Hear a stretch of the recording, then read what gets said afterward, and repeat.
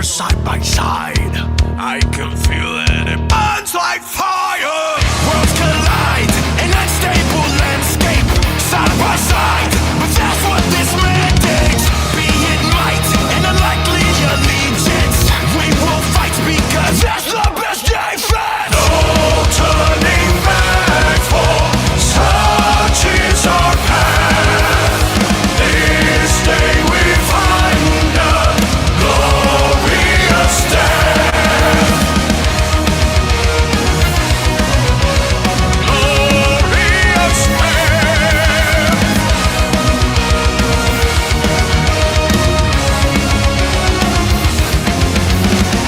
Our goal, our mission is clear, as we ride against a dark empire. By my soul, may the last thing they hear be the roar of this raging fire. Listen, be the savagery mindset. Not today, we'll let loose and find it. Brutal will define our reaction. Rip out the throat of each one in defection. No turning back, for such is our path. This day we find a glorious death.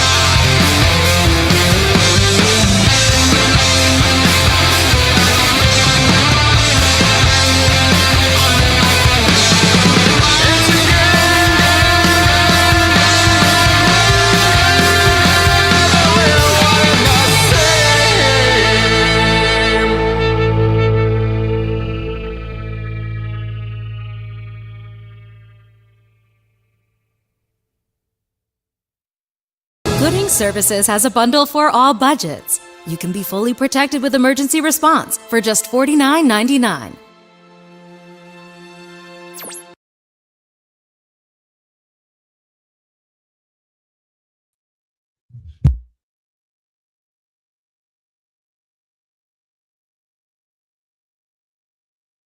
Should I say? Oh, hey, here we go. It's Braxcast time live once again. You can actually hear me while I'm doing my little intro. Had the mic turned off. But we got Mike Has Bad Knees in the chat. I don't see too many people coming in right now. And it's a bit of a slower news week at the Rippafest. Of course, the Rippafest ended. The Community Choice Creator of the Season poll happened. I wasn't included in it, which I honestly think is the right choice. I think all the prize money should go to somebody else, although I would appreciate it. That's sweet store credit. But I think there are people that actually make good content, and I'm just some random dude that makes very poorly and does these live streams that are, I don't know. Some people seem to like them. But anyways, we're going to go over Mr. Snail's video. He's the winner of the Rippafest Community Choice of the Season, or Community Creator of the Season, whatever the term they're using. So we got that video. I figured we would watch that since there really isn't much going on. No new books released this week, which, good for the wallet. So no new books had released this week. We got some stuff that's closing up out in about a week, like Cursed and Black Eyed Club. There was a delay for Blood Roof 2 and Rippazine number 5 with some printing issues, I believe. But nothing really like, I gotta, very live streamable. Let's see. I didn't go into the Discord to vote until it was too late. Yeah, I voted for Merq because I liked the video he did on Chasing Ghosts. It was a really good video. It was the only person I was familiar with. So there are a decent amount of people making Rippafest related videos. So that is always fantastic stuff. But like I said, I should have. Here we go. It pulled up right here. No, that's the wrong thing. Oh, yeah, we got Ram in the chat. Nice to see you, Ram. We're going to remove this from the studio. We're going to add this to the stage. This is what I was talking about right here. And let's see. It actually... probably just pull it up here while I have it. Let's see. Boop, boop, boop, boop. Oh, yeah. Always got like... Let's see. We could react to all of the entries. I think that'd be like a bit too long for me to do, reacting to all of the entries. If I want to like do a proper reaction, because there's quite a few videos. And this one's 11 minutes long. So if I try to watch and react to all of them, it would take me like hours upon hours. Maybe we could like whittle it down. Maybe I get the links and we can just do this as like one a week, maybe. Until for unless there, if there isn't anything to talk about, or we could do that and talk while talking about other things. But anyways, let's get into this, and I'll give you my thoughts as we watch.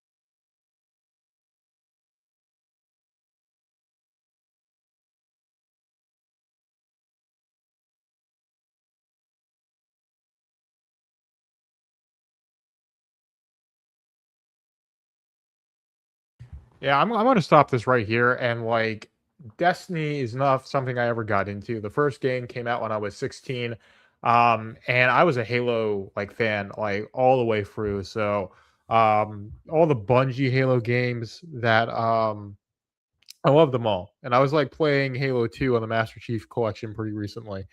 And a little playing original Halo, like the campaign, just having a blast with it. And I like, some of the post, the free for free games. Halo 4 is decent. Halo 5, I never really liked because the campaign was bad and the multiplayer had the microtransactions. Even it was fun. Then Halo Infinite, I really liked the multiplayer and was free to play. And the campaign, I got into it. I haven't beaten it yet, even though I got it like 2020, like 5 years ago. but I thought it was a solid game. It was actually a bit of a return to form for the series. But Halo, to me, as a franchise, has been on the decline since Reach, and Bungie really dropped the ball with Destiny. I never played the original Destiny. I never got into it. I just heard it was a bad game. I messed around with Destiny 2 a little bit in 17, and that was not a game that really had a lot of substance to it. So like saying like Destiny's this example of like, sci-fi greatness. I mean, I'm not like against this guy, but to me it seems a bit funny because Destiny is not this like doesn't really have a lot of lore involved with it. But there is stuff, and I think he's talking about the general concepts, right? And of course, I think Halo's got much more than that. Asking, is there sound? So let's see. There was sound from me. But actually it could be, let's see. Um, People are really into Destiny, but I've never played it, is what yeah, no, there are people who are into Destiny. Let's see. So we are actually going to remove, stop the screen, present an invite. We're going to share a screen, window. Yeah, I wasn't sharing the audio. There we go. Yes, got it. So that's why there wasn't. So please, we're going to watch this again from the top, and please tell me if there is audio. Throughout my whole life, I have been fascinated with science fiction, whether it be through movies such as Star Wars, Aliens, and Guardians of the Galaxy, or through video games such as Destiny and Halo. Part of the reason why I enjoy this genre so much is because you can tell millions of different stories in plenty of different settings and all feel different. The world building is always really good, and the most fascinating part about sci-fi. There's so much mystery and magic that you can delve into. In some science fiction media, there is an emphasis on paracausal natures, such as with the Force in Star Wars or the light/darkness in Destiny, while other sci-fi media doesn't have space magic and are more grounded, like Halo or Guardians of the Galaxy. With all that said, I've never really read any sci-fi novels or comics, as growing up I never liked to read, and my parents just simply never bought me comics. Now, I've read some Star Wars novels and Guardians of the Galaxy comics, but nothing really beyond that. In 2024, when the Rippafest announced Zaylan What Kills Must Die will be their first cosmic story, I was very interested. However, a few weeks before Zaylan pre-orders went up, something better dropped instead. On February 10th, 2025, I got a notification on my phone from YouTube about a new video from the Rippafest, and it was a teaser for Rippazine number 3. Okay, I personally really like this editing. This stuff is like I love the way he's editing this. There was a comment it's like I love the editing, but I love this scene in Breaking Bad. Of course, it's like a really emotional scene for Walt, because he's like trying to like do the drug deal with Gus while his kid is being born, and he's like absolutely like freaking out. It's absolutely hilarious. The fact he's editing this in. But yeah, I mean, Dirty Deeds is something that a lot of people really resonated with when it came out and we read it. Of course, there was a lot of positive response to that. I guess initial trailer. But for me, the like positive response of Dirty Deeds really came out with the it came out with the like actual when the Representative number 3 came out and we actually got to read it.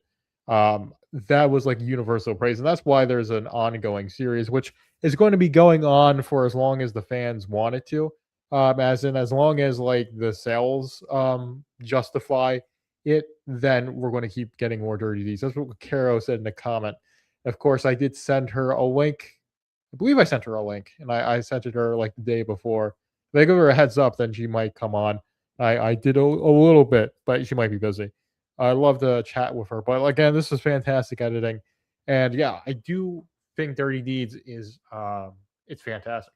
But to me, I really only thought of it as fantastic when the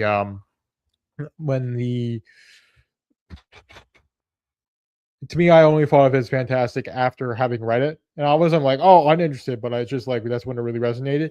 And I started this whole Braxcast stuff like the month after. It was in March of 25 when I started live streaming. And I think around that time I was away. I was traveling during basically like the week after or so. Yeah, Ram is saying I love this video. It's fantastic. We're gonna keep watching this. But yeah, I was not like as like I didn't have my coverage. I was still like getting into I was a bit of a transitionary period. Yeah, going to have to leave though. Just wanted to say hi. That's okay, Ram. I appreciate you saying that. We're going to continue watching this video. Maybe I'll give some actual good commentary at some later point. 3. Holy crap, I need to see more of this. When is this dropping? Tomorrow? I went to bed and woke up the next day waiting for the trailer and Rippazine 3 to launch, and that trailer was peak. This wasn't my idea. Hopefully the ship won't be busted when we get back. Hopefully. Even though it wasn't a fully animated trailer like Alpha Core 1 or ISOM 2, the way the art from the book is subtly animated along with the voice acting, sound effects, and music all come together to a trailer that is on par with the fully animated ones. Another thing that this trailer does well is characterizing Felsair and setting the tone for the short story. When the pre-orders went up, I made my purchase and waited for Dirty Deeds to arrive.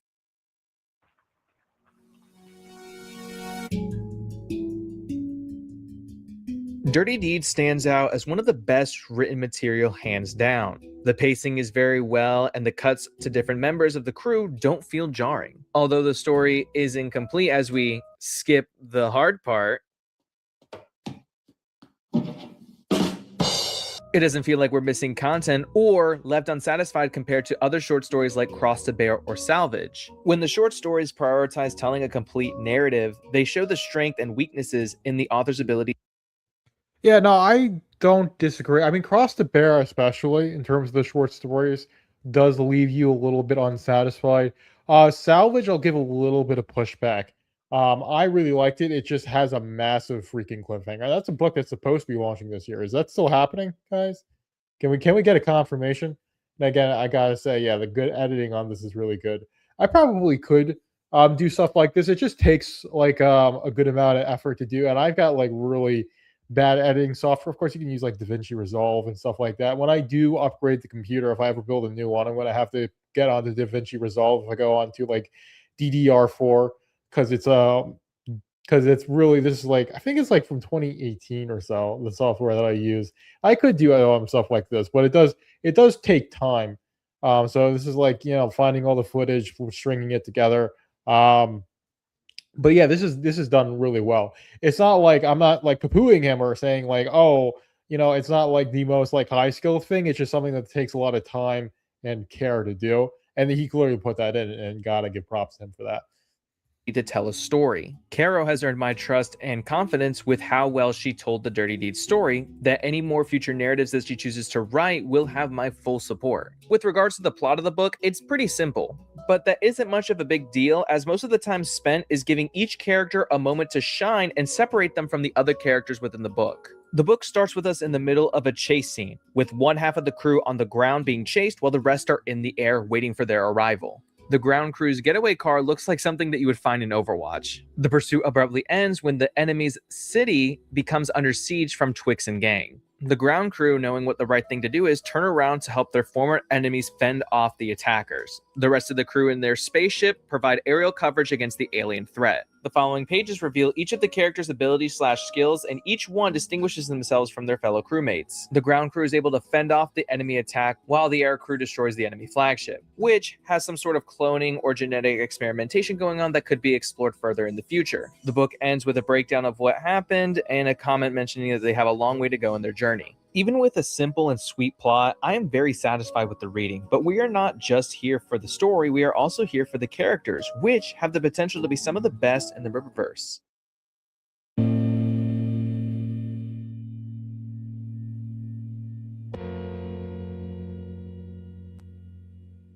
From what the short stories show, Dirty Deeds seems to be more of a character-based story rather than a plot-based one. There are a total of 6-ish characters, all of them with distinct characteristics on what makes them stand out from each other. First, we have Felsair, who is probably my favorite character within the story. He just has this energy that emphasizes a very chill guy. He's a character that I can envision myself speaking with and the conversation never getting dull or boring. He is also... I gotta say, like, love the clips. American Psycho is a really good movie. I actually reviewed that on the Substack. It's a paid review, and I did Miracle of 34th Street. I usually do those on Sundays, but I did Miracle on 34th Street on Tuesday, and we talked about that on Hump Day Potpourri. So you can get my commentary on that movie, Miracle on 34th Street, and you can also read the review. We gotta be a paid member. But I did review, like I said, I reviewed American Psycho. So like those memes became very much more relevant for me. And in that movie, he's 27, I'm 27, and it's like kind of makes me like think like, why aren't I some like high powered executive businessman doing what he does in that movie? And I'm not going to say what he does in that movie because it would get me kicked off of YouTube because it's very much an R-rated movie. But I do like that movie, and William Dafoe is great in that movie as well. Apparently, like, I don't know, the scene in where he's like questioning if he actually killed his like business associate. There was like 3 takes, one where he knew he did it, one where he suspected that he did it, and then one where he didn't think anything about him at all. And they just apparently edited all 3 of those together into the one scene, which again, it gives you this extreme like unease when you're watching that scene. It's extreme unease when you're watching this entire movie, American Psycho. But like he's got this facade, this persona, like he's got everything together and he knows what he's doing when he really doesn't. And you see that go at the end of the movie. So the memes of American Psycho are really funny. Is all I'm going to say. But like I said, I thought that was a pretty good movie. So I like when those memes come up. Of course, I love SpongeBob because I grew up with SpongeBob. Jacked as hell and uses his 2 knives as his main weapons. The way he fights is through surprise and stealth, like a cat, which is also a neat detail seeing he's like a cat man. His mask that he wears is also cool looking as it mixes space outlaw with barbarian. My only gripe with the character is that beneath the mask, he is ugly. It looks a bit uncanny and reminds me of the movie Cats when I first saw it, but over time, his design kind of grew on me, so it's like ugly in a good way. The leader of the Dirty Deeds crew is Rinlin. She has telepathy and mind control powers. We see her mind control powers in action when she uses it to command one of the Wasp people to fight for her. I really want to see how this character grows over time and develops as a leader of this crew. She also has some other characteristics that make her stand out from the rest of the Dirty Deeds crew. Sulia is the medic of the Dirty Deeds crew. Sulia was exiled from her homeworld after killing her commanding officer, and since then has been with the Dirty Deeds crew along with her cousin Arad. Sulia has cybernetic enhancements and a suit that help enhance her duties, whether it be, fighting. So we got Zay Comics in the chat, and this is made by Mr. Snail. So once, actually, I think I can probably, well, once we're done with the video, I will share the link in the chat, Zay Comics. But yeah, it's Mr. Snail who made this video, and he's got like less subs than I do. So he's got like 30 something subs. I just subbed to his channel, with my other account, not Velvet Room Publishing, since I have like my Barrett X YouTube, which is like the one. Basically, I had for a long time. It's not my original YouTube account, like the one that I made when like YouTube channels became a thing. And when that first happened, I thought like a YouTube channel that's never going to catch on. And of course, there are high-powered executive business deals selling YouTube channels to each other. So what did I know back then? Not a whole lot, apparently. But anyways, we're going to keep on keeping on with this video. About halfway through. Or nursing others to health. Her suit comes with an AI named Nurse who helps her with her medic mode and her combat mode, switching between the two. Kind of reminds me of Cortana with the Master Chief a bit. While Celia is swift, nimble, and precise, her cousin Arad is more of a brute with a desire for revenge.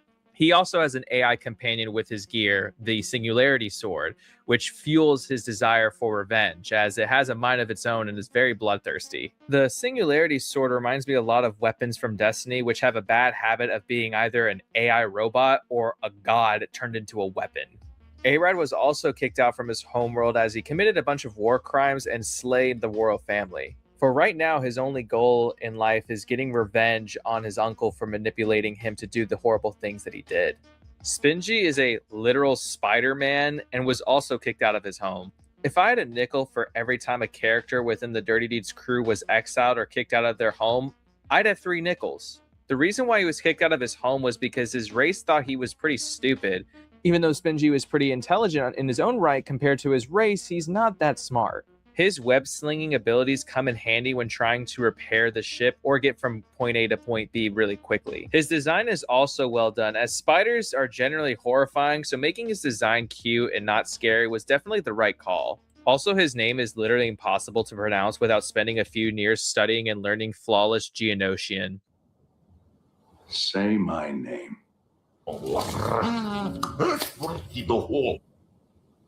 You're goddamn right. Absolutely perfect.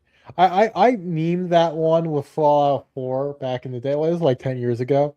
Because I forgot what the robot's name was, like the butler robot. And it would actually say your name if you had like the correct name. And there were some joke ones. I think it was like, Mr. Fuckface or whatever. And I was like, say my name. I put like the robot saying that, and that clip of all going, God damn right. I made that video like freaking 10 years ago, man. If I could find it, I'm not going to try and look for it, but that was like, yeah, probably back in like 15 or so, because that's when Fallout 4 came out. I was like big on that. And I remember going to 7-Eleven, getting the Steam to gift cards to pre-order Fallout 4. I think I actually downloaded the VPN so I could play the game a couple hours early. Because it was by time zone instead of like it releasing at like a specific time, which games typically do these days. It was back when it would just release at like midnight that day. So if you switch to like an Australian time zone, you could actually play it the day before. And I did. It took, oh man, but yeah, that's Fallout 4. But anyways, yeah, I do genuinely like Spingy as a character. Um, Not only because he's got a good backstory, but he's got the good character design. He's going to have a good arc. Of course, you're going to have his dynamic with Rinlin and the rest of the crew, because he's going to basically be like the baby of the crew. Especially like Rinlin's going to probably baby him a little bit. You'll see her softer, more feminine side with Rinlin, whereas characters like Arad or Arashi, if I'm getting the name correctly, she's going to be a bit more stern and domineering, I guess is the right word to use. We got CJ in the chat. And we got Macabre Derek. So if you just coming in, I'm watching this video from Mr. Snail. He's the winner of the Rippafest fan poll for the Community Choice Creator of the Season. So congrats to him. And we watched about 3/4 of this video. We got like 4-ish minutes left, a bit less than 4 minutes, I would say. So we're going to watch this and then give my final thoughts, share the link, have all you guys give him a sub because he definitely deserves it, and then we'll just keep on talking Rippafest. The last member of the Dirty Deeds crew is Beetles, who, in my honest opinion, I find to be the weakest character of the bunch. Primarily, my issue with him is his design, as he doesn't feel like a robot and feels more like another alien. Although his quips and snarkiness to the other characters is pretty funny and make him stand out a bit, I just wish that he had more of a robot design to him, similar to K2SO or other robots in other franchises. With that being said, there is a lot of potential for good character development coming from the Dirty Deeds crew. Whether it be Arad's inner conflict with revenge or Felsair's desire for companionship with others, I believe that Carol Brown has the capability on developing and maturing these characters over time, and I'm really excited to see how these characters grow. However, let's not forget that we still have to discuss the art in this book. I think Felsair is a character I was mentioning or getting at. Oh yeah, this Detroit Become Human. This has been memed on to oblivion. Although I played the demo. Apparently, yeah, Detroit Become Human is like $3 on that. So Macabre Derek, they did not announce like all the winners of the Rippafest. Just they did the fan poll on Discord, and we got the winner for that. Of course, because that's just how Discord works. But like the actual like winners for all the other categories, we haven't gotten that yet. So I technically have applied as like a general commentator / streamer. That one is pretty solid. I'm pretty sure I'll be in the running for that. I mean, maybe I'll win. I don't know anybody else who live streams as consistently as I do about the Rippaverse, other than like the actual like Rippaverse channel. Now, does that mean I should win as good as the content creator? Probably not, because there's quality over quantity, and I think I've got neither. I don't know. I guess I get some disagreement because some people like the review. A lot of you guys actually like the videos that I make. but I know I've gotten some criticism. I could definitely do things better. And thank you for saying that I put the work in. I do appreciate that. So we'll see if I win in the other category. Yeah, to be honest, I'll be lucky if I get a mention. Yeah, I'll probably get like a mention as like someone who was seriously considered. But anyways, we're going to continue on with this, and hopefully, actually not hopefully, like I said, we'll continue on with this, finish this video up. I'll keep giving my thoughts on it, and we're going to be talking about the art. The art is fantastic, and thanks for the well wishes, CJ. Oh my god.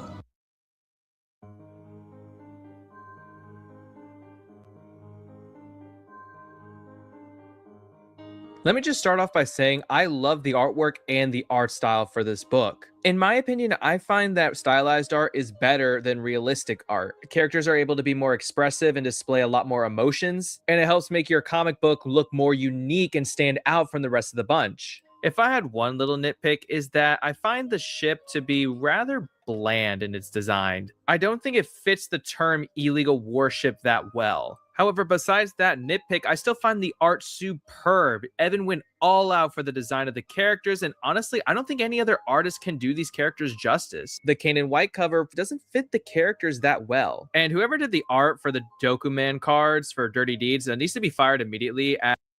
That would be Will Conrad, Mr. Snail, and Will Conrad should not be fired at all. He's a fantastic artist, so I can understand. Let's see, that's a ridiculous thing to say. So Will Conrad has done all the Dokkan card art. As whoever did these characters even win Dokuman cards. Yeah, there we go. And I do like this, but yeah, it's a very different style than what Evan goes for. And Evan does a fantastic job. That's one of the things I very consistently have mentioned with Dirty Deeds is that Evan Scale probably produced some of the best interior work for the Rippafest to date, which is saying a lot with all of the heavy hitters that we got for the Rippafest. I mean, we got Will Conrad with Gooding. We've got Jack Herbert of the Great War of Separation. We got Joe Bennett, absolute legend. You're talking like Zale and Alfcor Horseman. Of course, Deborah Carita does great work on Yaira. And of course, you got Kanan White doing some fantastic work on Salvage. Let's see. So we've got Merc Q in the lounge saying, hey, hail to you. And then he's also saying that he hopes that I win in the streamer category. I appreciate that. My wall would appreciate that because I get the $1,000 store credit. And that would be like, I don't know. I could probably do like two. I probably could even get like five. I could get 5 Rippafest purchases or book packs with that. And I would have to be. I'd be really good. I just wouldn't be able to get like graded comics or merch. But yeah, it would be like fantastic if I won that. I would take the store credit for sure because it'd be like I think $1,000 store credit, or I could get like $500 cash and just stash it in the bank. But I would just use it for Rippafest books. So get the store credit. Actually would. I'd be able to keep covering this. But yeah, I got like so much freaking merch on the way, guys. So I will be doing a giveaway. I'll be doing it after the Isom statue becomes available. Yeah, after the Isom statue becomes available, then I will be doing that because that comes with a Dokkan card, and I did order an extra one for myself, and then one to give away. And it'll be part of the grand prize. But once that happens, I'm going to do like a big old assessment of like what I have, what I'm willing to give away. If you got 1,000 credit and only buy one cover per campaign, you'd be getting free books for years. Yeah, no, I would be, CJ. But the thing is, I won't do that. I need to buy all the covers because I like to collect them. And then secondly, I cover them on Braxcast. I make the content, and I like to show off all of the covers. So that's why. It's not pronounced Mercu, by the way. It's pronounced Club Merc, like Isom 1. Oh, yeah. I'd say the Merc Lounge, the Mercu Lounge. Yeah, so Merc Lounge. Yeah, no, yeah, Merc. Oh, yeah, Club Merc. Darren Fontanos. So, yeah, thank you. Yeah, think Merc. So sometimes I say Mercu. I think I said Merc. I don't know. Maybe I'm saying, like, yeah, I don't know. Short for mercenary. Merc. Yes, thank you. I might have. I probably will. I was saying it wrong. So, but we'll keep that in mind. It's Merc Lounge, not Merc Q. But it's just with the Q's capitalized. But yeah, it's like Club Merc. Is from that features very heavily in Isom, of course. A little bit in Saints and Sinners. Yeah, if you know what story I'm talking about. But anyways, we're going to finish this off. And again, with me disagreeing that Will Conrad should not be fired. At all. He's a fantastic artist. Re-Gooding. And then let's see. Yeah, yes, Darren is vain like that, exactly. Yeah. Let's see. And CJ said Gooding and Zale looked amazing in terms of art, which is certainly true. For Dirty Deeds that needs to be fired immediately, as it does not do these characters justice. The colors in this book are also really good and help complement the art. It is definitely a theory of mine that the colors of this book loves the color orange, as there's pretty much orange in every single page of this book. So for any of you guys who like the color orange, you're eating good here. One thing that goes underappreciated with the artwork is how the artist conveys motion. Evan does a great job on communicating motion through his art, whether it be Felsair turning the car around or Arad slashing the sword. It stands out compared to other comic books. I definitely think that the Rippaverse should consider keeping Evan's scale and put him into other projects besides Dirty Deeds.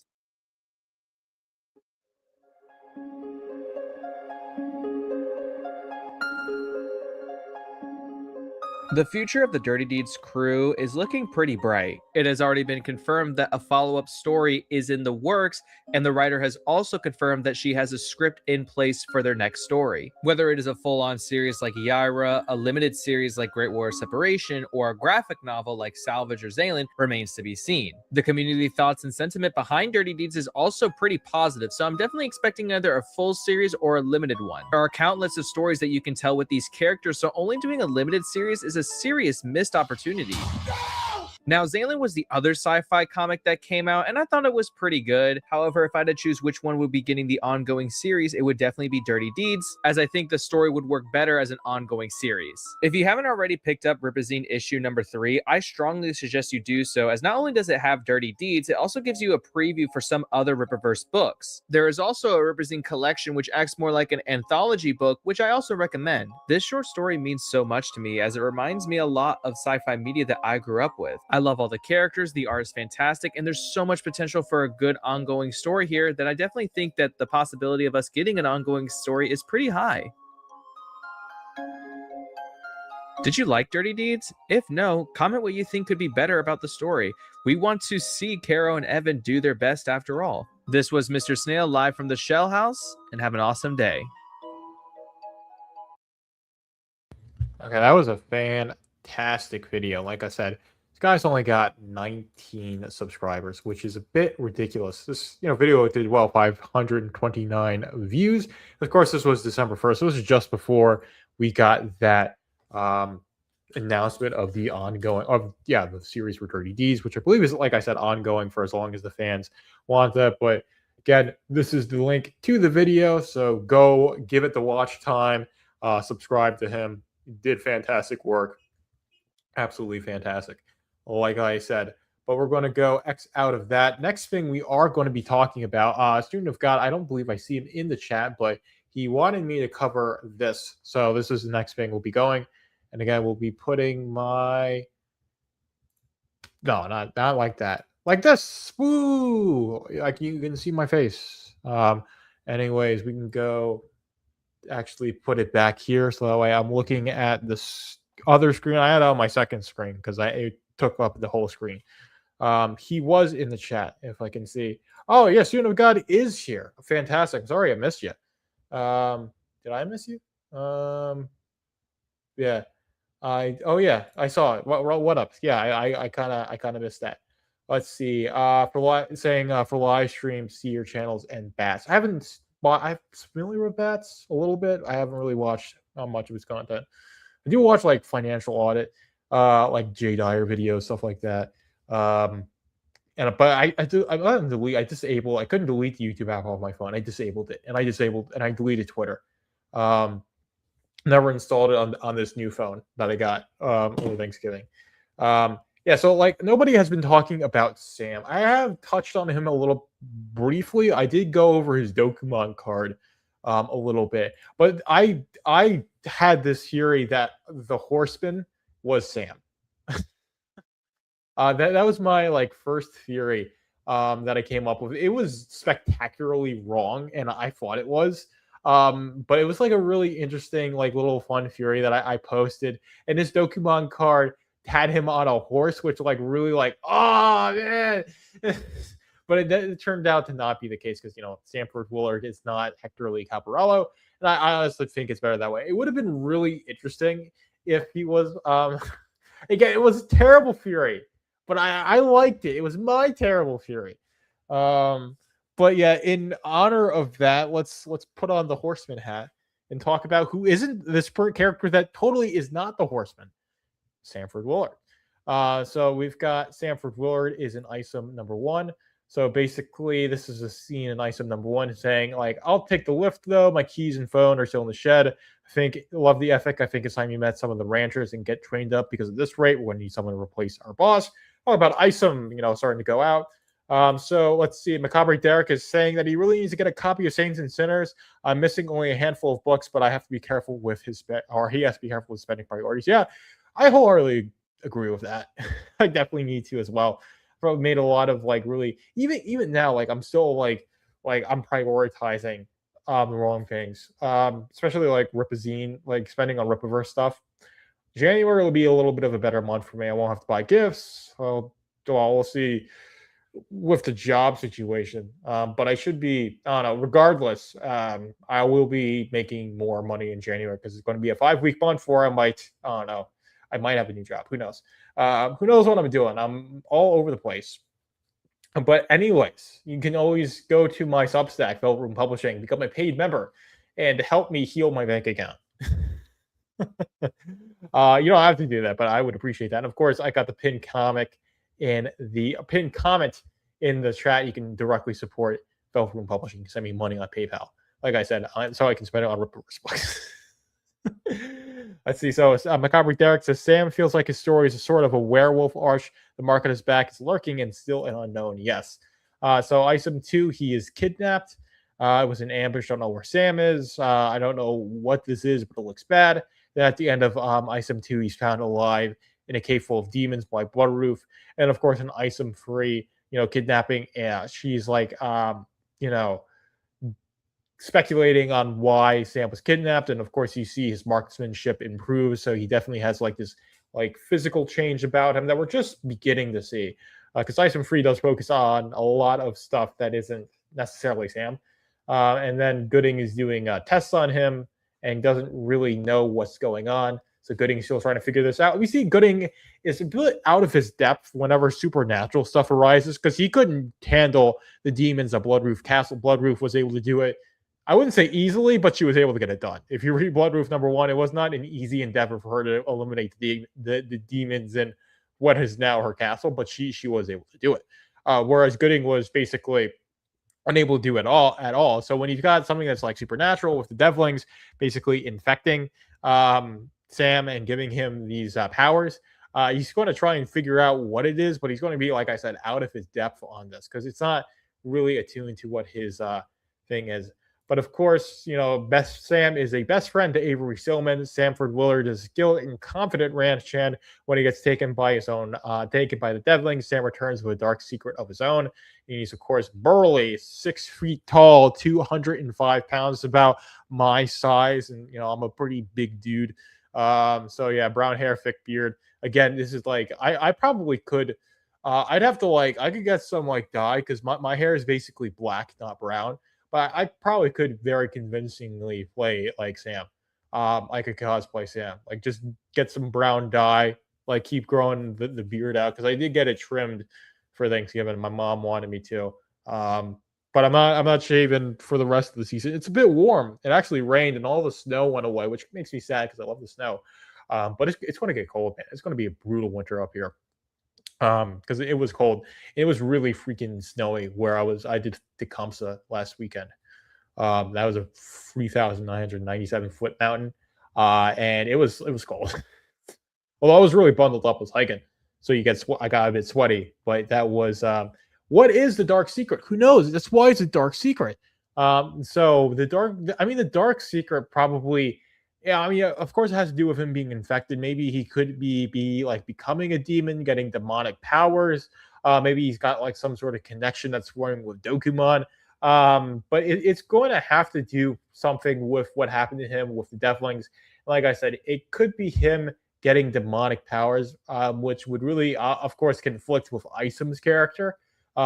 So he might have to be purged of that he would lose his powers, or he might have to be purified and his powers would be maintained, but they would change. So there's a lot of stuff again, I really do not know what the dark secret is. So yeah, again, he's Avery's employee. He's slightly older. Sam's taught Avery much of what he knows. Unlike Avery, Sam has no powers. His relationship with Avery goes beyond employer-employee, and they maintain a great working relationship. So that is, I would say, the pretty interesting thing today. And then, of course, scrolling down here, we've got that cover.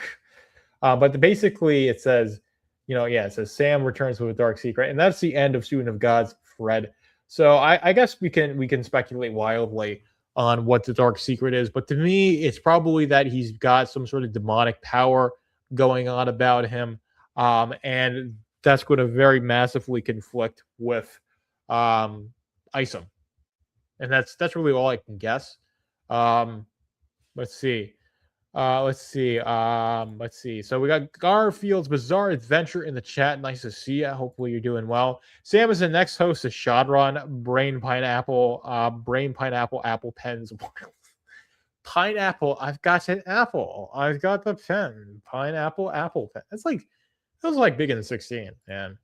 The Pineapple Apple Pen. So freaking stupid. And again, internet trends have only gotten dumber since then. They were stupid back then. They've only gotten dumber now, man. Yeah, I feel like on the last chopper out, man, in terms of like generationally, because like I'm barely Gen Z. And the thing is that like people even just a couple years younger than me seem to think that like anybody above the age of 25 is ancient history. Like I saw a meme of like, it goes to like people being born up to 1999. I was born in 98.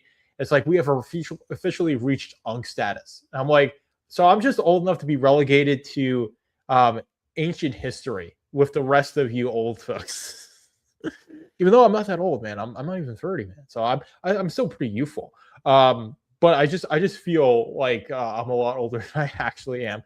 We all know that Joker's screaming those two numbers every day in his room. Yes, exactly. I don't even know.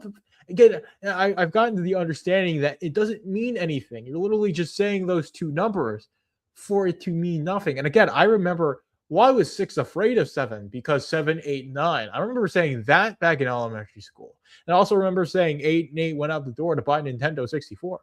N64 is like the first console I ever played, even though it came out like 2 years before I was born. Maybe probably more like a year and a half, because it probably came out like November of 96. I was born in, like I said, 98.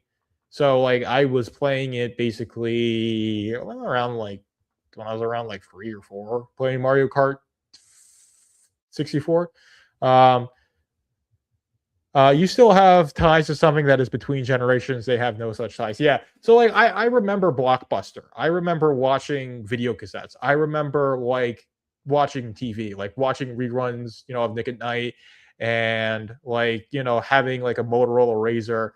And man, I had a Motorola Razor back in the day. I was on the bus in elementary school. I was showing it to all the kids, and they were like so freaking amazed by it. Like, oh my God, you can play like Snake and you can use it to text people. Like, whoa, man. It's like, it's before the iPhone came out. Of course, I remember the iPod. I had an iPod Touch in middle school, man. That thing was dope. Honestly, and it didn't really spy on you because it could only connect to Wi-Fi. So most of the time, you're just using it to listen to music, play games. Let's see. I'm still at the end of Gen X and the start of Millennial. Yeah, I mean, that's not as like fine of a line. Yeah, but yeah, in between generations is real, especially like for me being in between generations. It's very weird. So like, but the thing with generations is that like the Gen Z generation ends at like 2012. So the logic is that like, well, if it goes to like 96 or so, I'm supposed to relate more to someone who was born when I was 14 than I am to someone who's like a couple years older than me. Someone's even like, born like 91, 92, 93. Like, sure that, there are some things they remember that like I don't. And they started going to elementary school, in the last millennia, and I was just like a toddler back then.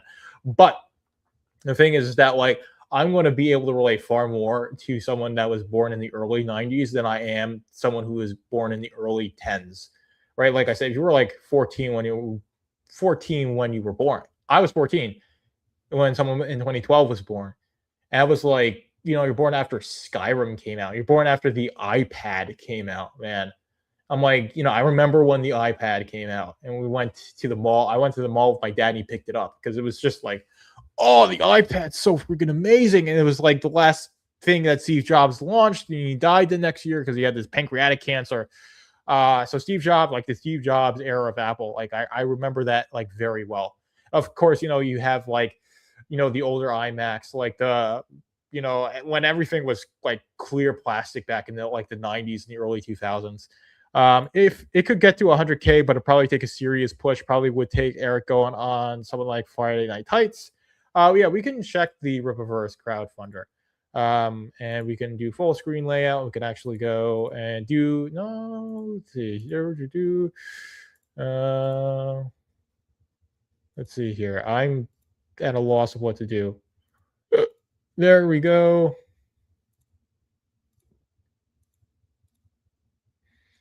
No, I'm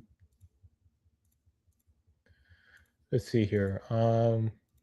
There we go. There we go. Oh my god. So we got 21 days left. We're at $59,000 dues. If I can like even zoom up on it. We're at like 250 here. Let's see. Yeah, so you can see $59,890. So yeah, I think we could get to 100K. I don't think we're getting to a milli. I'd love to get to a milli because then we get like we get the Rippaverse, the Rippaverse animated universe, or the RAU, the Rippaverse animated universe, or the animated Rippaverse. We ought to call it just the AR, the animated Rippaverse, which also AR, it's also RLA. So I think we should just call it the animated Rippaverse instead of like the Rippaverse animated universe because you got verse twice. It's very redundant. 400 free supporters so far, just under 60K. It's going to hit 60K for sure. And we're going to get some, but this is funded. So this, is going to happen when we get some cool animations, and then hopefully that gets more hype, gets people to become members. They use that to push. But it does seem like for now we're most likely only hitting that 50K, which is still pretty good. But it's not like, man, I wish some of the people who were pro money on ISOM #1 came back for this because I love an animated Rippaverse. But with the way the economy is and the fact that people are still, and I say people are I don't know exactly the way to put it, how I want to word this in a way that, it's like, oh man, because you got so many people who think the Rippaverse is falling off, it's going to go bankrupt. It's like, well, it was a flash, not a flash in the pan, it was lightning in a bottle that they caught with ISIS #1. And I think a lot of that interest, while it hasn't completely diminished, I think people's, I would say expectations, and people want more and more from the Rippaverse. Than, I'm not saying that it can't do, it's just going to take longer for them to get that done. I think people want the product and the animation rather than doing like a crowdfunder. And like I said, I think a lot of it was just very centralized with ISOM and its launch, and people got in on it just to get in on supporting that new thing, and necessarily weren't comic fans, because that's where some people were at. Some people did read ISOM and were like, oh, I'm not interested, or I'll check it out later. And like I said, I think a lot of the time, especially this time of year, people are spending their money on other things. But still, the fact that you can make the 5 figures pretty easily, I think, is pretty good. And get to that first goal. But we'll see if it does 6 figures. Let's see. Million, yeah, million would be crazy for something that isn't tangible. Exactly. It's happened before, but it's just like, again, crowdfunding does go against, I wouldn't say it goes against the reverse FOs. It just it's different than what people are used to with the Rippaverse. Not that I don't think Rippleworks shouldn't be a thing, because Hasbro has the HasLabs that's mentioned as something that they do, and especially I'll take the hat off. I need to wash the hat. I got a lot of freaking getting my dandruff back because I wear the beanie all the time when I'm out and about. It's not cold. It's like it's above freezing, and this is the first time it's been like consistently above freezing. Basically in December, but it's been really rainy. So like we're gonna get this like transition of the seasons because rain always accompanies the changes of the seasons. I notice. And we got a big snowfall at the like 1st of December, so it's going to be cold like very very soon. Going to be like really cold, especially like January and February. It's going to be pretty brutal.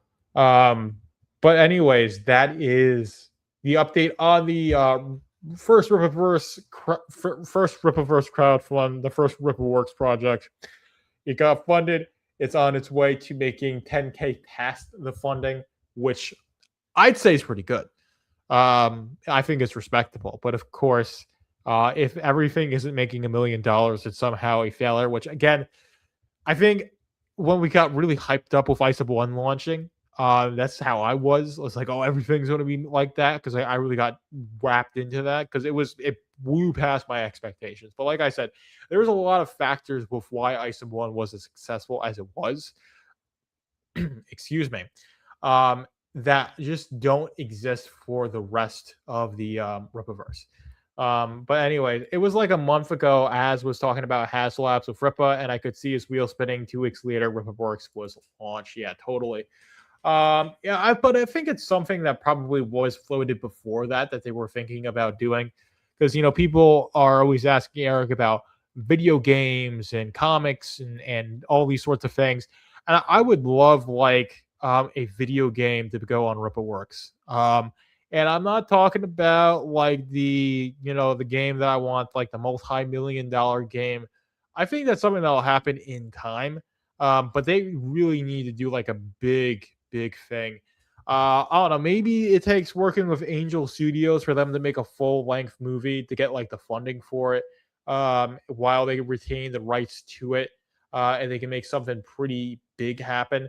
But yeah, they're going to have to do something like a big project, bigger than comics, to really like be a flagship for the company and push a lot of people to the Rippaverse, and then you use that momentum to really build on it. But like I said, I think you could do some pretty simple games that you sell on Steam in the consoles for $20, and you can make like a lot of cash if you do it right, because you can get a pretty big audience for the game. You could sell a couple 100,000 copies pretty easily over time, and then you use that money to make more games, and then you do the same thing, and then eventually you just got like Rippafest Studios able to like animate and develop games independent of the comics, and that would drive more people to the comics because they're going to do it right.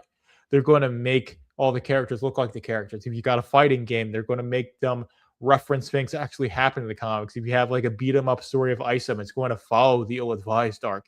And then at the end of the game, when you beat it, it's like, oh, if you want to know more about what you just played, go to Rippafest.com, buy the ill-advised arc. So I think there's a lot of opportunity, man. If you look at like the 5, 10, 15-year plan for this, of like what they do if they play their cards right, I think the Rippaverse could be like a $10 to $50 million business pretty easily. Like I said, but yeah, got to play your cards right. You got to really keep on the grind. You got to keep the comics, of course, central to the story, but you also got to do those big flagship projects as well. It's going to take a lot of, you're going to need a lot of like effort to get this done. But I think it's possible. Let's see. Meanwhile, I am still struggling to get my first comic launch. Yeah, it's definitely a challenge. I haven't even like I tried. I think I definitely got scammed. I got scammed way too much. But anyways, that's neither here nor there. But yeah, finding like a decent artist, having the money to do it, getting like a good story, because I am writing something I think I could turn into a comic, but that's way down the line. Let's see. I don't give anyone that goes for it props. Yeah. Oh, I give anyone that goes for it props. As Mike has bad news talking about Copper Derek, and who's my Copper Derek's also saying, be honest, 2D fight with reverse characters would be his deepest want. Yeah, that would be a cool thing. I'm not really into fighting games, but if you had something like Street Fighter 2 Turbo, that's a beloved game in the the fighting game circles. Even though I never really got into fighting games, because fighting games are supposed to be like a very quick paced chess match with how you use the when you use the the moves, the combos and everything, but I can never like be so good at like doing the combos or anything. I like playing Smash, but Smash is not a fighting game. It's in the fighting game community. It's fun. I love Smash, and I think you can have strategy and all that stuff. And man, but the last time I played Smash with people, I was playing with a bunch of 10-year-olds, and they were playing against me, and they lost so badly to me. It was hilarious. But like the thing is that like I had been playing Smash. Like I started playing Smash with on the 3DS back in 15 when these kids were like born. I think probably before they were like a couple months before. Um, I never got into playing Melee. I could have, because I had a GameCube back then, and I never got into like Brawl. And like I said, I could have. I just never got those. My parents never got those games for me. But I would. Dude, I would have loved to play like especially Brawl. Not especially Brawl, but like Melee would have been cool to have played those games back in the day. And I have messed with those. I have played those games. I played Brawl. I haven't played Brawl. But I've played Melee a little bit. But like Smash 4 and Smash Ultimate, I played a ton of those, and I love doing the 1v1s, no items. Playing it like competitively, quote unquote. Let's see. Arc Systems doing Rippafest as an anime fighter just at the end of the timeline in there. Let's see. Think Rippafest would be better if it went the Guilty Gear route. Yeah, I'm not familiar. I heard Guilty Gear. I'm not familiar with it. I think the Rippafest is really close to no longer doing pre-orders outside of special events. New books will just be there on the website. Decently, and let's see. We'll see. That would be really exciting if they do that. But yeah, they definitely are a lot closer to it now than they were a year ago. It's hard when it's not your full-time job yet, to make comics, yeah, definitely. It's possible. Competitively, Smash is a fighting game in general. However, it is a party game. Yeah, exactly. But like, I like to play Smash like 1v1 online, and I don't really play it as a party game. Like I said, last time I really played it as a party game, I was camping. There were these kids who were like 10, and I had just gotten my Switch 2. And I just had mentioned it like offhand, like while I was talking to like his mom. And he's like, "You have a Switch 2? Can I play?" I was like, "Yeah." And then basically like every day after that, he would bring his friends. He was like there at my like campsite. It was like, "Hey, this is my buddy. Can we play on your Switch 2?" And I would just be walking around. I come back, I'd see them, and I'm like, "Oh, what do I freaking do, man?" And like one time it was raining. I was just huddled in my tent, and they just like slip on through soaking wet because they don't care. They're kids. But it was fun. It was a lot of fun. And again, it just kind of got me to see like Smash as like, a game you can just set up and have fun with. Also, like the Switch is like a really cool system. The fact that like I just had the Switch, I didn't have any of the controllers because I was in the process of moving, and I had left all of my like, controllers back home or back at my old home. And my parents brought all that stuff to me. So all I had was the Switch 2 with the Joy-Con. I was able to like, do multiplayer with that. And that was really impressive. And that's one of the things I love about the Switch is that like you can just bring it with you, and it becomes a local multiplayer system, which is something that really got lost after the seventh generation, after the 360 and the PS3. So when you had the Xbox One and the PS4, is the death of local co-op. Nintendo maintained it with the Wii U a decent bit, but really with the Switch, like I just said, and that was one of the really fun, really good things. And of course, you have I forget that guy, the guy who was like fuck the Oscars. I forget, like Light. All their games are local co-op, are basically co-op games, and I haven't really played any of them, but I always hear good things about those games. Let's see. I remember when I got my arcade stick after years of going without, when full Sweeney Todd, finally my arm is complete again. I'm not sure what that is a reference to. But yeah, arcade sticks are the way to play fighting games, from my understanding. Of course, those games all started off in the arcade cabinets. Again, I'm a bit like arcades are more of like a Gen X thing. For me, because like arcades were really big in the 80s and the early 90s. And even like my dad was, and my dad's like very much basically a boomer. My parents are born in the 60s. So they're like technically like really early Gen X, but they're people like very clearly remember the 80s. and there were adults in the 90s. When had my sister and I were born in the 90s. My little sister was born in the 2000s, but that's too much information. Anyways, that.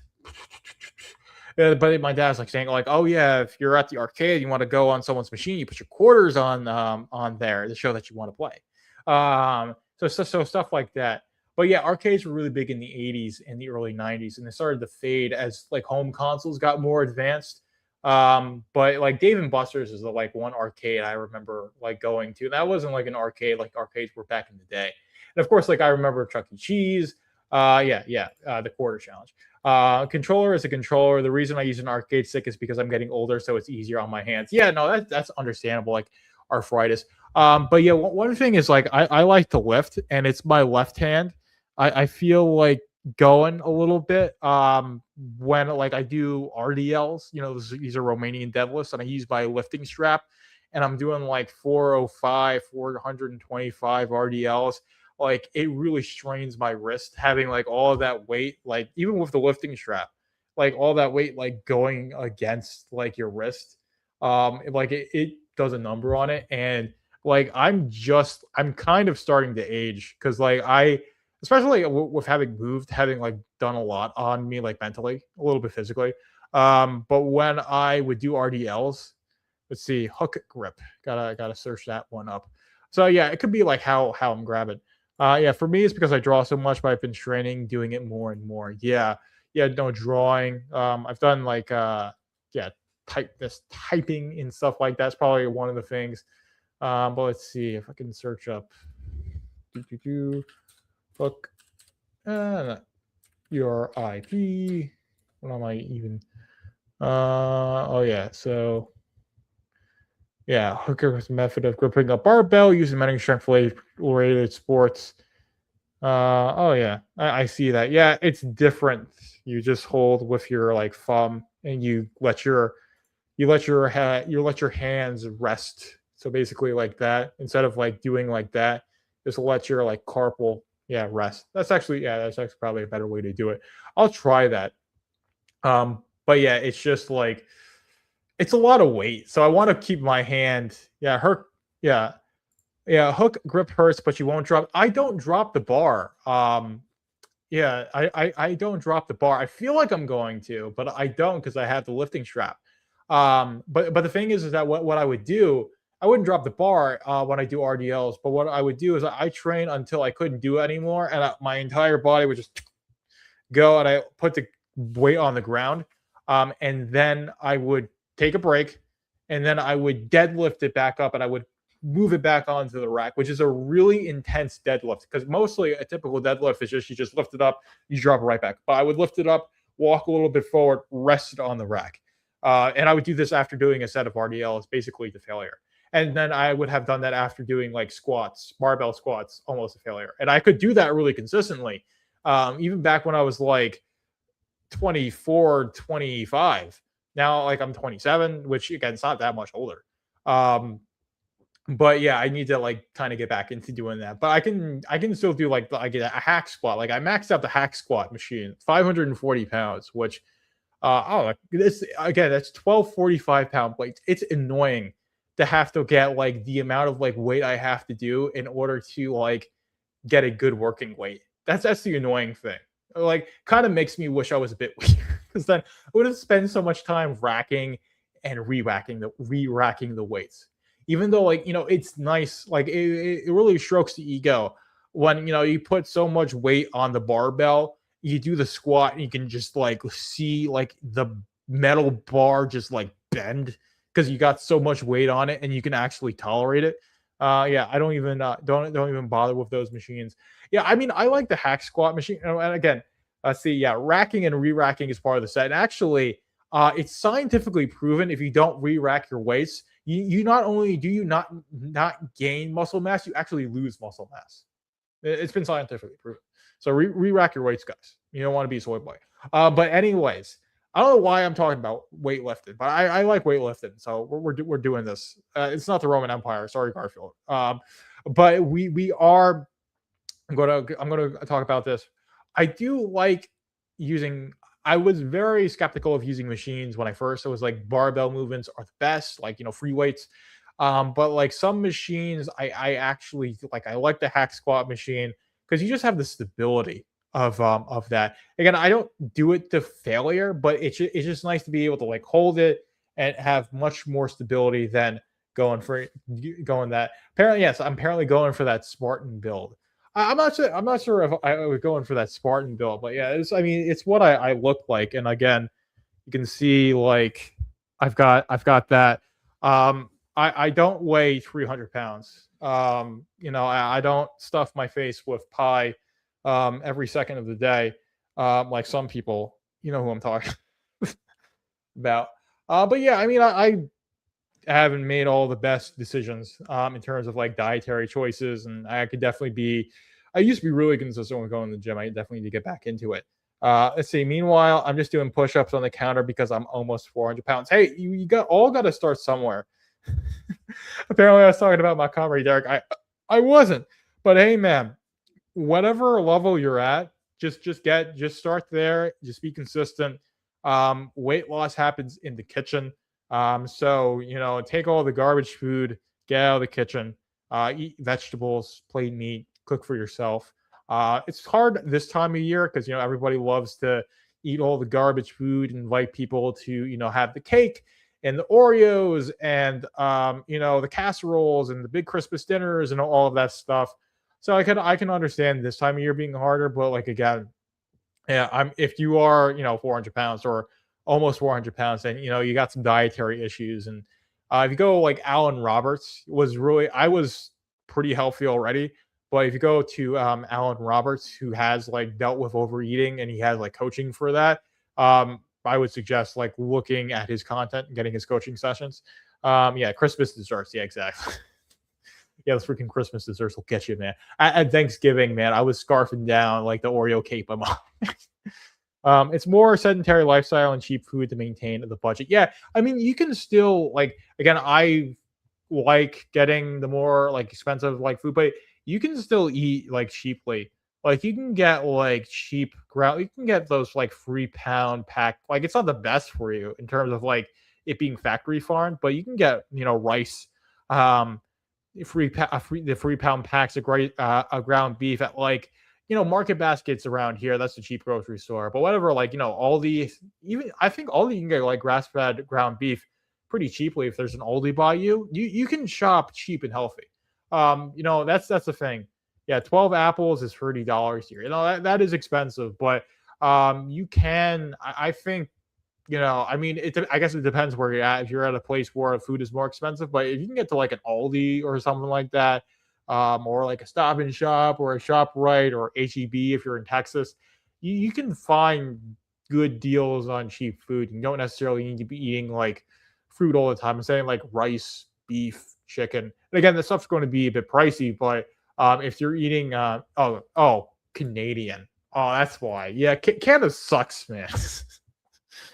I'm thinking yeah. I can understand with Canada. Although Canada's a little bit better with the food supply with the regulations. Although America is, we got the Maha movement, but you look at like the like ketchup in Canada compared to the U.S. and the same thing with a lot of stuff. Canada's definitely got a better ingredient profile.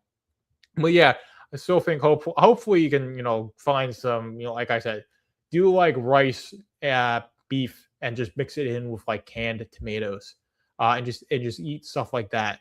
Very simply, portion it out. And a good tip I got is to eat 3/4 of a meal, drink about 16 ounces of water, wait half an hour. If you're still hungry, eat the rest of it. If you're not, then just save that food for the next meal. So if you're struggling with overeating as well, that's another thing to do. But again, it really all happens. Yeah. Yeah, rice and chicken is always cheap. People just get bored with it. I can understand that, but again, you gotta have this discipline. Like food is just there to keep you going. It's not there for you to pleasure yourself with or to be a pleasurable thing. Not that you can't enjoy a good meal, but if your life is only enjoying good meals, then you're missing the point of life. Yeah, rice is okay price wise. Chicken is rough here. Yeah, chicken's rough everywhere. It can definitely be a bit expensive. But like I said, I think if you buy ground beef in bulk, typically it's expensive up front, but it gets cheaper over time. Like I said, meal prep in large quantities, and that's how you're going to get do it cheaper. And then if you got all your meals set up, or for the course of the next couple of days, it becomes easier. Although I've been eating a lot of pasta since I'm on the nativity fast. I can't eat meat. Um, but I'm still like losing weight because I'm just not eating that much. I'm actually doing like I'm gonna make another pot of chili. And I do like sweet potatoes and stuff like that. It's really good. I like my sweet potatoes. But yeah, I'm eating like way too much wheat. So, but like once the nativity fast ends, it's gonna be back on the steak and eggs and raw milk. Can't wait. And then I might have like a little bit of like I said, you can have good meals. It's not like prohibited. But especially like at the point that I got to where I got to like 170 pounds, and I was very thin then because I'm meant to be around the weight I am. I'm around 200 right now. Like 205 to 215 is a good weight for me. Theoretically, if I really got into it, I probably could get to like maybe 260 with a similar body composition. But that would take a lot of work, more work than I'm doing right now, definitely. And I'm not even sure if it's possible for me. Some people have gotten to that, but it takes a lot of building muscle to get to that point. But anyways, that's enough about my fitness level or lack thereof. Some people might say I'm decently fit. Like I said, I think I did say when I interviewed Thaddeus Patrick, I said I was like I'm in the top 20% of for men in terms of strength. Like if you put me in a room with 100 guys, I would probably be stronger than 80 of them. If my math is right, my push-ups are about 200 to 220 pounds. As in like the amount of weight you're pushing. But yeah, no, I do push-ups, but I wouldn't calculate how much weight my push-ups are. I don't really calculate how much weight any of my like calisthenics are. I've got to the point where I could plank for like 10 minutes. I would move a little bit because my arms would start to fall asleep. But I could plank for 10 minutes. And I got really strengthening my core. Like planking, like if you consistently plank to failure, you really strengthen your like my core is pretty strong because of that. Let's see. I've been told pie is good for you. A certain frog told me. Well, he just said ironically, like he knows it's not good for him. He just says that it's good. It's good to him because it tastes good. And of course, like him being like this jolly fat man, it's part of his persona, which honestly I kind of appreciate. And I remember him saying a couple years ago. I think this is when he was still in, I say cahoots, but he was still on good terms with Eric. That he was actually doing good on his diet. He was losing weight, which I was at because I was really into it. I had gotten really healthy, and the guy's like, I don't know, almost like 25 years older than I am. So I mean, I understand why it's hard for him to have a healthy lifestyle. He's got a lot of stuff with his family, which I hopefully gets through. So I understand why he's like as unhealthy as he is. But if you want to be there for your family, you have to live a healthy lifestyle. That's paramount.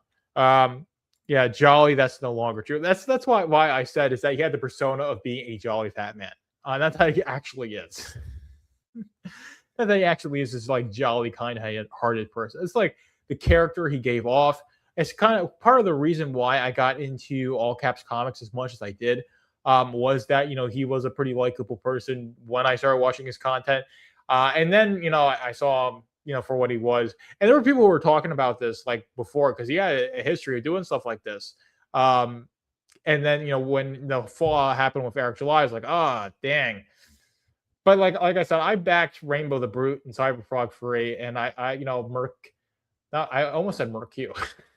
I said Merc. I meant Merc Lounge had like clipped me saying that I'll get Rainbow the Brute on my deathbed, which apparently you thought was really funny, and I'd forgotten I said that.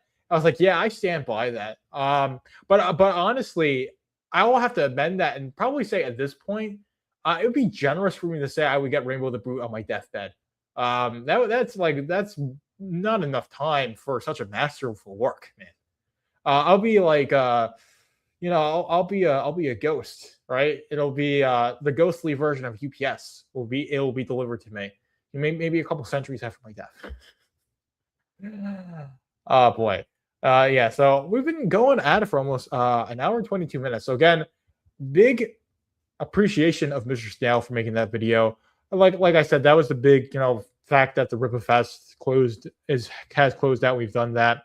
But don't really have too much else to talk about. Like I said, a slower news week. So I'm going to be doing, like I said, Braxcast 93 this week. I will be covering the original concept art of Norfolka. So I know, Merc, you like those concept art book videos that I do. Another one's coming your way tomorrow. So be on the lookout for that. Don't have too much else to say. Yeah, it takes a long time for quality. Oh yeah, I watched this whole. Yeah, I wonder when the winners will be announced. Oh, probably sometime next week if I had to take a guess. I'm sure they're still going through all the submissions. But when just follow the the Rippafest social media accounts. You'll know. Of course, I'll talk about it whenever the next Braxcast allows me to. And I'll give my take on it. And of course, if I'm the winner of one of the content, I'll pat myself on the back. And I'll mention that. I'll be very cheeky about it. I'll say like, oh, and this guy won the streamer category. Who is he? He's me. Here's the hoping. Wishing you all the best for Rippafest. Yes, thank you. I appreciate that. Let's see. The announcement probably be around New Year's, but we'll see. It might be a bit before that. So let's see. Merc Lounge is saying, goes back in 23 when I almost pulled the trigger on buying Cyberfrog. Then he suddenly started with the BS. Boy, did I save myself some money. Yes. I got into Cyberfrog around the very early 22. So I backed the Narzak free pack in December of 21. So like 4 years ago at this point. Time flies. And then I got into Cyberfrog in January of 22.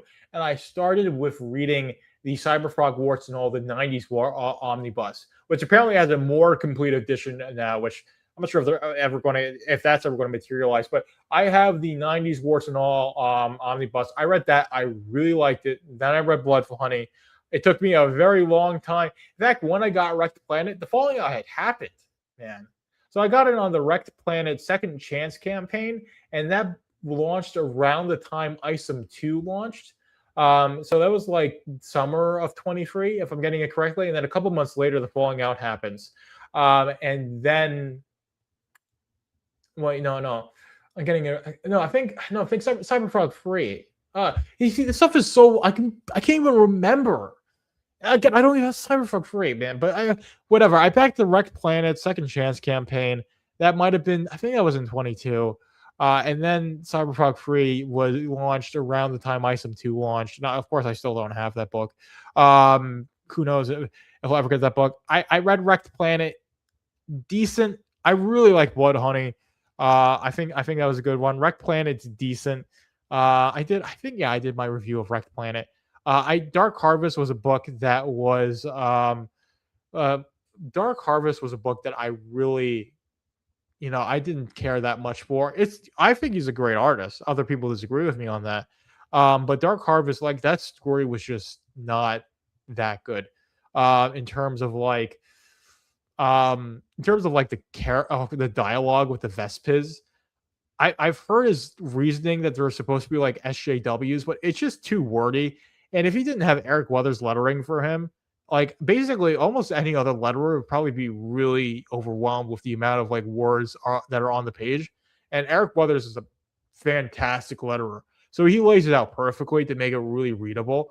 But you're still like reading all of this freaking dialogue, and it's honestly like a waste of his talents for him to have like pages with that much lettering when he really should just be letting the art speak for itself. So I think he had Darwin Cook, who was actually the one who was on Student of God, actually linked this on Twitter, and I watched the whole. I've never heard of his work, and he died in 16. But he basically said that EVS needs to get his shit together. And this was in 16 when he was working for DC. He died in 16, so this is probably before 16. That definitely before 16 when he was actually working at DC, saying he had books that came out late because he name drops EVS. And he was that type of guy, which leads me to believe that one of the reasons that EVS got fired from DC, it wasn't just because of his political opinions, even though I'm sure that was a motivation for it. One of the reasons was that he had trouble meeting deadlines. back at DC. And now that he doesn't have an editor hounding him to say, hey, get your pages in done by Monday, he's got no freaking reason to do it. And you see where he's at in his position. Let's see. So we got Merc Lounge saying, you're not some passionate artist. You're a fucking retard. And that's what you are. Quote Eric July. You traveled the world and you got married, had a kid, graduated college. You're a grandparent and you still haven't gotten your books. Let's see. I graduated. I got my associate's degree in 21. So I got after that. So, I mean, honestly, decent chance that, theoretically, I could get married and have kids within the next couple of years. It's something that could happen. It's very up in the air if that's going to happen. Maybe I've met the mother of my children. Maybe I haven't. I'm very, very confused on that situation. So don't ask me. But who knows? Decent chance I haven't met her yet. But again, with the amount of time I've got, I would meet her. We'd travel the world. I'd have kids. I'd raise them. And then my grandkids will be waiting for Cyberfrog free. And then we've got, of course, Eric the Guapo saying hello in the chat. I haven't seen you in quite a while. Hopefully you're having a good one. We've been going for almost an hour and a half, man. Oh, man, I absolutely love this. Of course, kind of like talking crap about EVS, which, again, I don't like to do. But anyways, I don't even know how we freaking got into it. But anyway, I was talking about...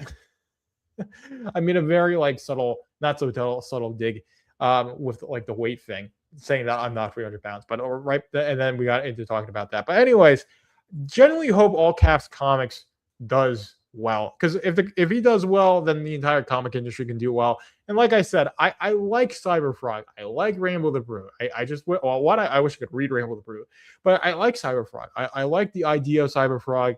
I think the writing could definitely be improved a little bit. I don't think EVS is definitely not as good of a writer as he is an artist.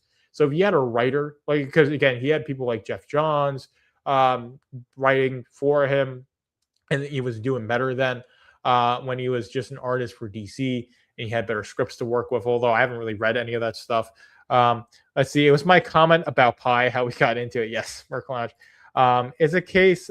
Let's see. It's a case of liking the property more than the creator. Yeah, that's definitely agreeable. I'm doing good. I've been orbiting the indie scene less and less. Well, that's okay. As long as you're doing well. EVS is the idea guy. Always had an idea.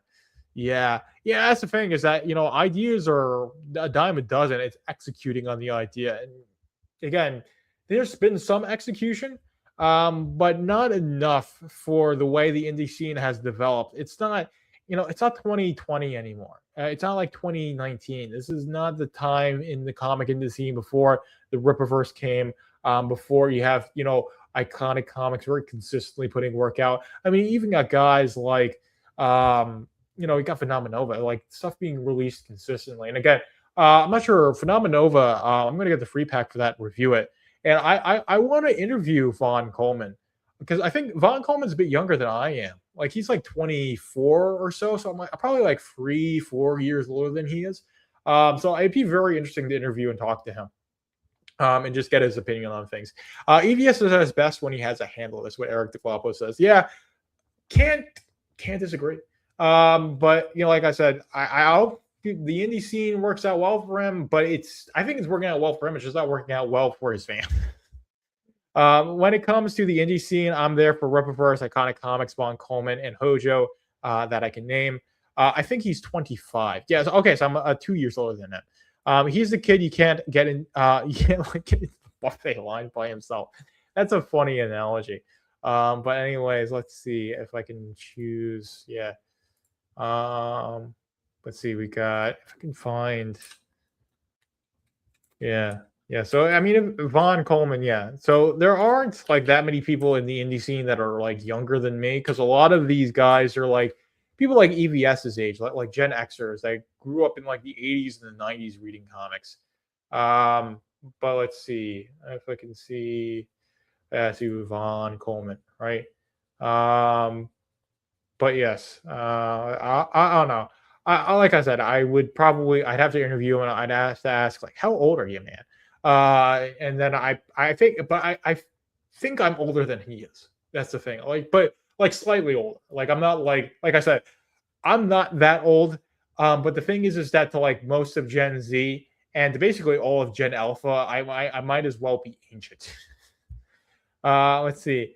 Joker in chat, whatever y'all do, don't ever go behind pizza joints in New Jersey. I wasn't planning on, man. Again, I'm a New Yorker. I mean, I'm a New England man now, so I got even farther away from New Jersey, and life has improved drastically, man.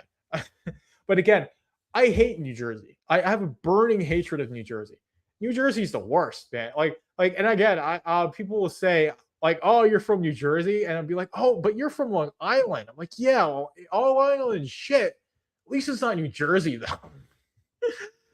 Let's see. Kind of the irony is what we need across the board is more Steve Ditko's. Yes, definitely. But Steve Ditko, not everyone's Steve Ditko. I enjoy Grokken and Fiendish too, but I'm mostly reading Action Comics at this point. Yeah, hopefully the older Action Comics. Maybe it's the Action Comics that's currently releasing is actually decent. Let's see. So yeah, Vaughn Coleman's a young guy, a baby. Yeah, definitely. I mean, I don't want to be insulting. He's 25. He was a baby when his father died. Yeah, I think I did hear that his father died. It's unfortunate. But yeah, no, my dad's still around. And my dad's like, if you want, it would definitely be a sad thing. But he has been like around for a bit. My dad. But his dad was probably like around the age my dad is. Because like I said, he's 2 years younger than me, so he's not that much. He's not that much older than. Well, no, I'm not that much older than him. I'm just 2 years older than him.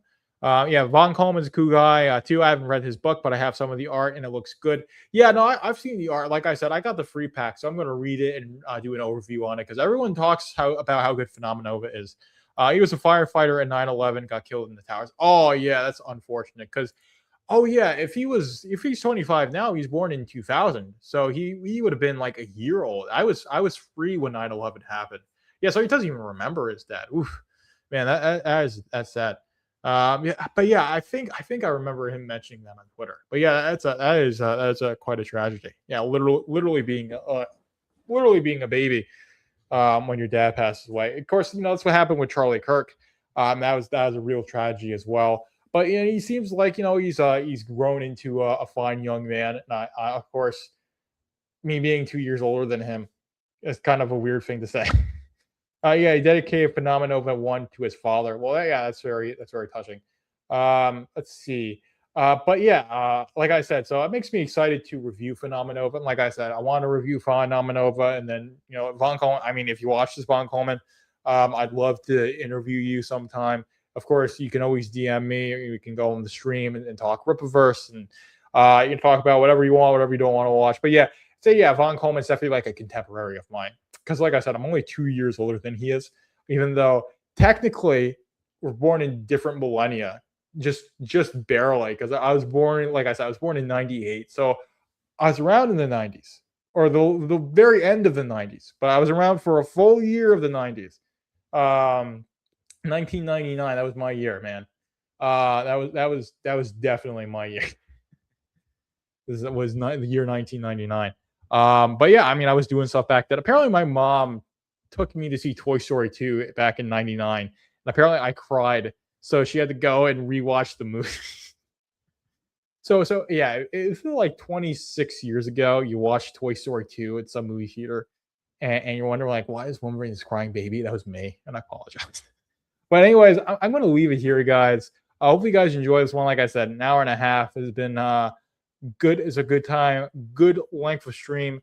So I am going to leave it here. You guys have a fantastic weekend. Like I said, doing an episode of Braxcast tomorrow. I'm going to be going over that Norfolk concept art book, so that will be an exciting one to do. Of course, it's going to be more structured than this. Definitely went on tangents, and of course, I did do some trash talking, which I would not definitely apologize for. But I don't know. I try to just keep it like honest with stuff that's actually going on. But anyways, like I said, out of here. You guys have a good one. Joker is out.